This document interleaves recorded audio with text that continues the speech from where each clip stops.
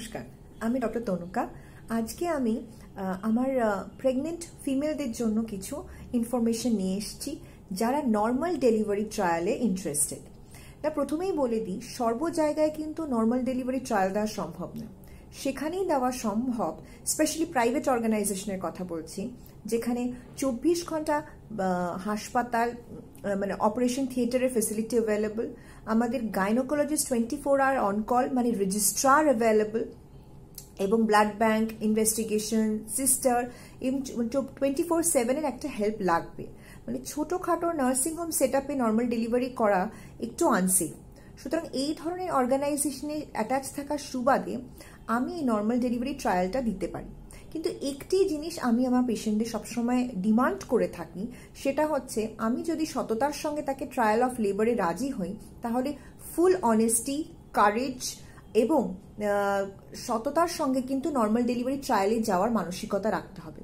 কারণ physical capacity অনেকেরই থাকে, কিন্তু মেন্টাল ক্যাপাসিটি মানে পেইন বিয়ার করার মতো ক্ষমতা এবং ধৈর্য এবং কিন্তু খুব কম জনের থাকে।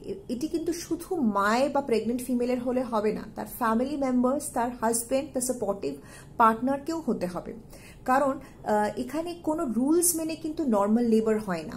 এই প্রসেসটা কিন্তু আনপ্রেডিক্টেবল, আনসার্টেন।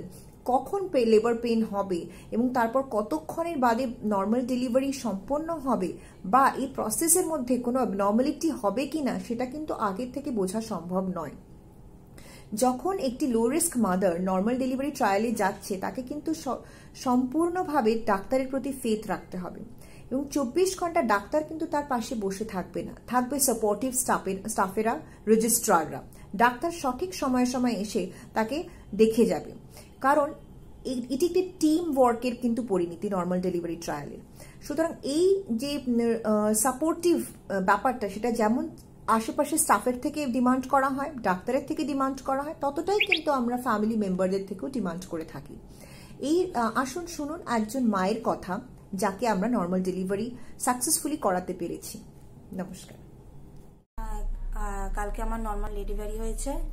প্রথমে প্রচন্ড কষ্ট হয়েছিল, যন্ত্রণা হয়েছিল, কিন্তু পরে ঠিক হয়ে গেছে।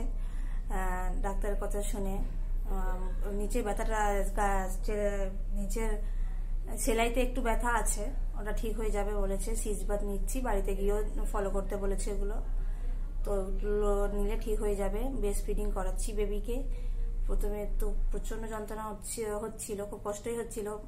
তারপরে ডাক্তারের কথা শুনে সবকিছু এখন ঠিকঠাকই আছে, আমি এখন ঠিক আছি। আজকে আমার ডিসচার্জ দিয়ে দেবে।